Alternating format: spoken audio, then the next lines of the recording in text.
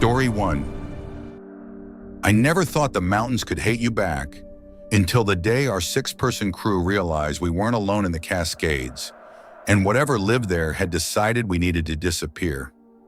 The job was supposed to be simple: 2 weeks clearing overgrown trails in the misty ridge section of the Cascade Mountains, right on the Oregon-Washington border. Middle of absolute nowhere. Elias was the veteran at 62, quiet and steady like an old oak that had seen every storm. Brock, our crew lead, was the no-nonsense type, organized, blunt, the guy who solved problems before they existed. Then came me, Javier, the 20-year-old forestry student buzzing with too much caffeine and optimism.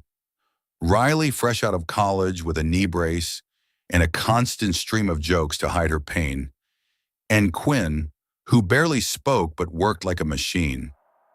We were camped 7 miles up a fire road. Once you were in, you were in. No cell signal, one truck at the bottom, and after a brutal storm on day 3, a rock slide sealed that truck like a coffin. Rangers promised help, soon. We never heard from them again. By day 10, we had carved out almost 4 miles of trail through hellish brush, thorn vines that clawed your ankles like living wire, logs that crumbled into gray dust under the axe, and stinging nettles so thick it looked like green carpet from hell. The work had its rhythm: swing, haul, burn, eat, sleep, repeat. Even with shoulders screaming, there was something almost peaceful about it, until things started vanishing. At first it was small stuff: a gas can, a coil of rope, a pair of gloves. We shrugged it off. Then the entire toolbox disappeared overnight. Brock's spare boots, my whole pack. We tore the camp apart. Nothing. The next night Brock's personal gear was gone. Tent flap unzipped neatly, no claw marks, food untouched. Javier muttered, "Bears don't know zippers," and Brock shut him down with one look. That afternoon, Elias pulled me aside while we were sharpening blades. His voice was calm, almost bored. "Someone's watching us, not an animal, not a lost hiker. They wait until we're asleep." My stomach tightened into a cold fist. I suddenly understood he'd known for days and had been carrying it alone. He told Brock too. Brock brushed it off, said we'd secure everything better. That night Elias stayed up, brewing bitter instant coffee in his old tin cup, machete across his knees. I relieved him at 4 a.m. He handed me the lukewarm cup and whispered, "I didn't see them, but they're close." His eyes stared past the fire into the black wall of trees like he expected faces to peel out of the bark. We moved camp half a mile west to a spring, away from the rusted old fire tower that had started giving us all the creeps. That evening, while Javier boiled water and Riley tried to stretch her bad knee, she spotted it first, strung between 2 trunks like obscene Christmas lights, a rope made entirely from our missing gear. Packs, headlamps, shirts, even her favorite faded tee knotted around Javier's shredded fleece. It hadn't been there an hour earlier. Someone had built it while we sat 10 feet away. No one spoke. The silence was heavier than the night.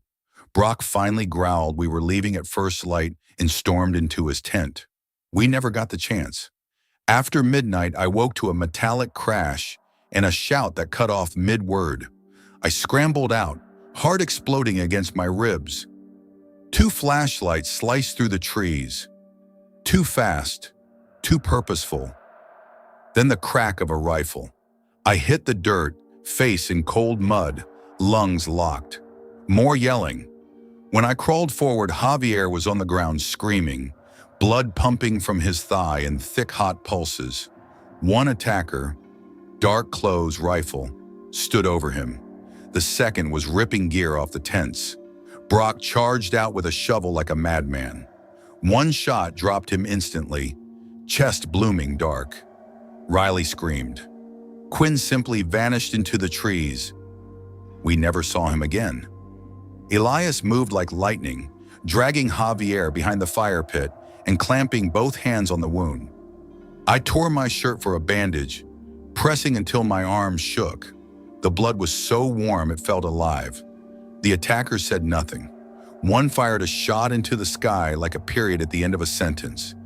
Then they melted into the forest like smoke. 30 seconds. That was all it took.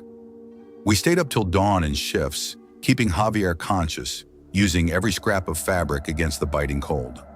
By morning, we had a plan. Elias and I would carry him piggyback, switching every hour. Riley would scout ahead. Quinn was gone. Brock, we left him. It still doesn't feel real. 10 brutal hours later, we staggered onto the fire road, half dead. Javier passed out twice, mumbling about pine trees and his sister's dog.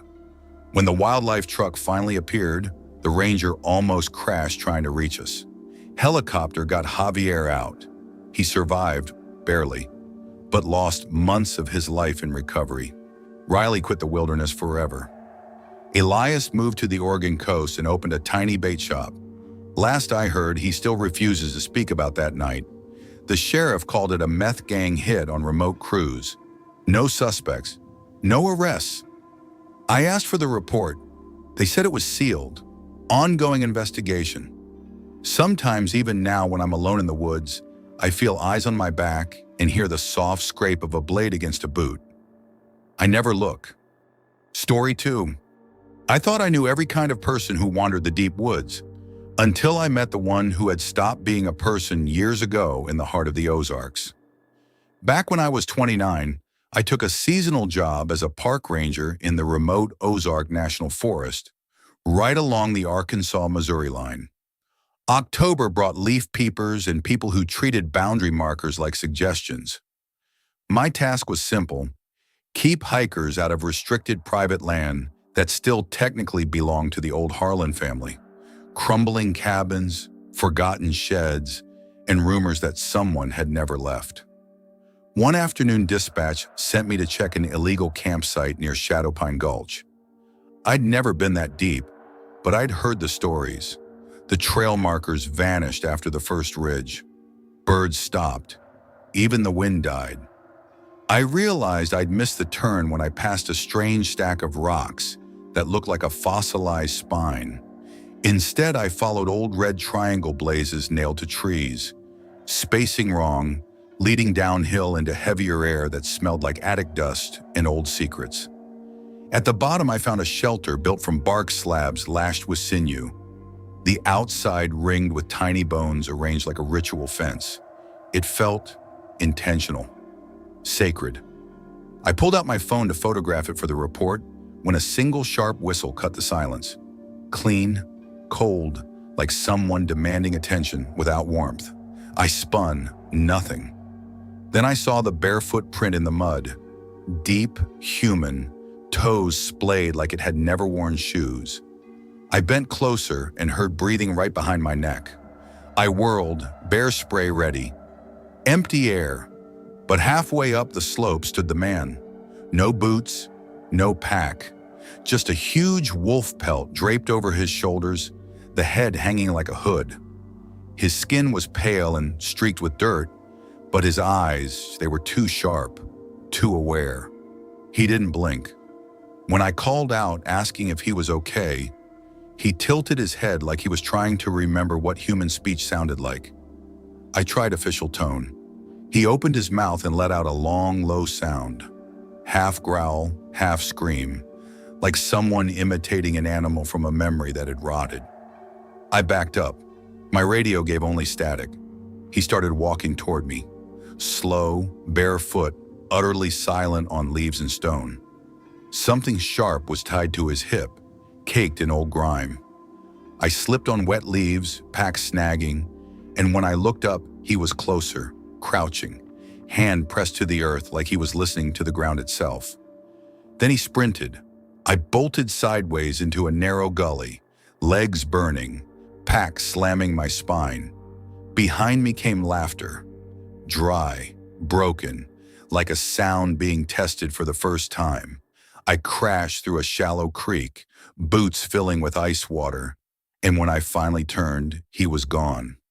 I climbed the far bank on raw knees and kept moving, following broken twigs and more stone stacks. And once, I swear, a bundle of bird skulls tied with twine. Eventually, I stumbled onto a cabin that wasn't on any map. Smoke curled from a stone chimney. Every instinct screamed not to enter, but I had no signal, no idea where I was, and my legs were finished. Inside, dim light, a pot simmering, masks hanging from every rafter, carved wood, twisted bark, stretched leather, some with real teeth still embedded, skins, wolf, deer, bear, hung like coats, some still damp. I backed out fast, and there he was, 10 feet away, palm raised. He spoke one word in a language I didn't recognize and pointed behind me. I didn't look. I ran. Thorns ripped my sleeves, chest on fire. I didn't stop until I hit the main fire road. A ranger truck picked me up. I looked like I'd been dragged through hell. Next morning, a team went in.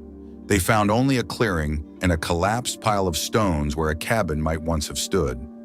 I quit a week later and took a warehouse job on flat ground with no trees in sight. Sometimes at night, I still hear that dry, broken laugh, testing the sound of being human. Story 3. Moving to a forgotten hollow in the Adirondacks at 12 years old felt like the world had ended. Until I met Lila in the woods and learned that some friends were never alive to begin with.